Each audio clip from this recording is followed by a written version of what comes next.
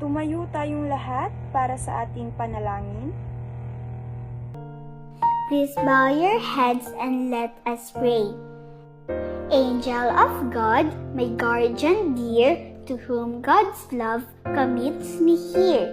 Ever this day, be at my side, to light and guard, to rule and guide. Amen. Magandang umaga mga bata. Kamusta naman kayo? Ayos lang ba ang lahat? Mabuti naman kung ganon. Bago kayo umupo, nais ko muna pulutin ninyo ang mga basura na nakakalat sa sahig. Sino-sino ang lumiban ngayon sa ating klase? Wala? Magaling! Bigyan ng 3 palakpakan ang inyong mga sarili. 1, 2, 3. Sa araw na ito, nais ko munang basahin ang ating pamantayan sa loob ng klase. Una, makinig ng mabuti kapag ang guro ay nagsasalita. Pangalawa, makilahok sa oras ng talakayan. At ang pangatlo, gumamit ng magagalang na salita katulad ng po at opo. Naaalala niyo pa ba ang ating tinalakay noong nakaraang tagpo mga bata? Ito ay tungkol sa komunidad. Magaling! Ngayon naman, may ipapakita akong isang video at sabay-sabay natin itong awitin. Po at opo.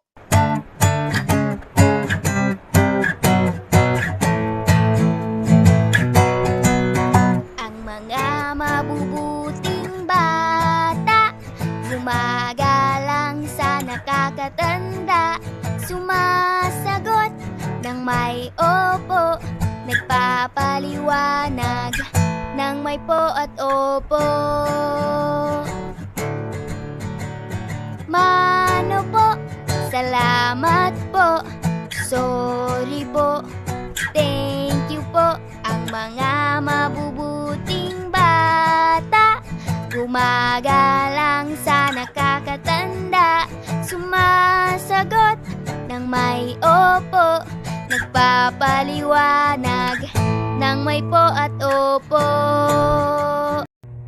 Ngayon na nakita nyo na ang awitin, mayroon akong mga katanungan. Tungkol saan ang awitin? Tungkol sa mga magagalang. Okay? Anong mga salita ang inyong narinig? Ang inyong narinig ay salamat po, mano po at opo at thank you po. Ngayon mga bata, may ipapakita akong larawan at tukuyin kung ano ang kanilang ginagawa. Ito ang unang larawan. Ano ang inyong napapansin sa unang larawan?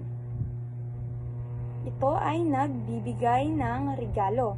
So kapag ikaw ay binigyan ng regalo, ano ang dapat mong sabihin? Ikaw ay dapat na magpasalamat. Magaling! Ito naman ang pangalawang larawan. Ano ang inyong napapansin sa pangalawang larawan? Ito ay humihingi ng tawad. Magaling. Kapag ikaw ay may nagawang kasalanan, dapat ikaw ay humingi ng paumanhin. Ito naman ang pangatlong larawan. Ano ang inyong napapansin sa pangatlong larawan? Ito ay nagmamano. So tayo ay nagmamano sa ating mga magulang. Sa lahat ng aking mga pinakitang larawan, ginagawa nyo ba ang mga nasa larawan? Okay. Dapat nating gawin ang mga nasa larawan kasi para tayo ay maging magalang. Mahalaga bang gawin ang mga nasa larawan? Tama. Ito ay mahalaga dahil tayo ay nagpapakita ng respeto sa ating kapwa o nakakatanda. Bago tayo magpatuloy sa ating leksyon, babasahin ko muna ang ating layunin. Nakikilala ang mga halimbawa ng magalang na kilos at pananalita na ipapaliwanag ang kahalagahan ng pagiging magalang at nakakalahok sa mga gawain ng may kasiglahan. Ang paggamit ng magagalang na salita ay mahalaga sa pakikipag-ugnayan sa ibang tao dahil ito ay nagpapakita ng respeto, pagpapahalaga at mabuting asal. So narito ang mga halimbawa ng mga magagalang na salita. Una ay ang po at opo. Ang po at opo ay ginagamit sa pakikipag-usap sa mga nakakatanda o may otoridad. Pangalawa naman ay salamat po. Ang salamat po ay ginagamit sa pagpapasalamat. Ang pangatlo ay walang anuman po. Sagot sa salamat po. So kapag ang tao ay nagpasalamat sa iyo, dapat mong sabihan ng walang anuman po. At ang pang-apat naman ay pakiusap. Ang pakiusap ay ginagamit kapag humihingi ng pabor. So kapag ikaw ay humihingi ng pabor, dapat kang makiusap. At ang panghuli naman ay paumanhin po o pasensya na po. Ito ay ginagamit kapag humihingi ng tawad. So kapag ikaw ay may nagawang kasalanan, dapat kang humingi ng paumanhin. Narito naman ang mga magalang na kilos.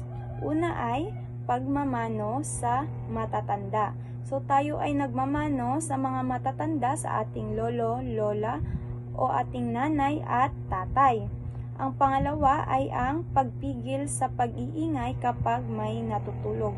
So dapat tayong hindi mag-ingay kapag may natutulog. At ang pangatlo naman, paghawak ng pinto para sa iba. At ang panghuli, paggamit ng po at opo kapag tayo ay nakikipag-usap. So, dapat tayong gumamit ng po at opo kapag tayo ay nakikipag-usap para tayo ay maging magalang. At dahil naunawaan na ninyo ang ating tinalakay, kumuha kayo ng isang buong papel at sagutan ito. Panuto, lagyan ng check kung ang mga sumusunod ay magagalang na pananalita at X kung hindi. Ngayon naman na naunawaan na ninyo ang ating leksyon, mayroon akong mga katanungan. Ano-ano ang mga magagalang na salita? Ang mga magagalang na salita ay po at opo, salamat po, paumanhin po at walang anuman po. Ginagamit ba ninyo ang mga magagalang na salita? Opo, ginagamit natin ang mga magagalang na salita. Kailan ito ginagamit? Ginagamit natin ito sa pang-araw-araw na buhay. Bakit natin ito ginagamit? Para po tayo ay maging magalang. Mahalaga ba ang pagpapakita ng paggalang sa iba? Opo, mahalaga ang pagpapakita ng paggalang sa iba dahil ito ay nagsasalamin kung tayo ba ay mabuti o masama.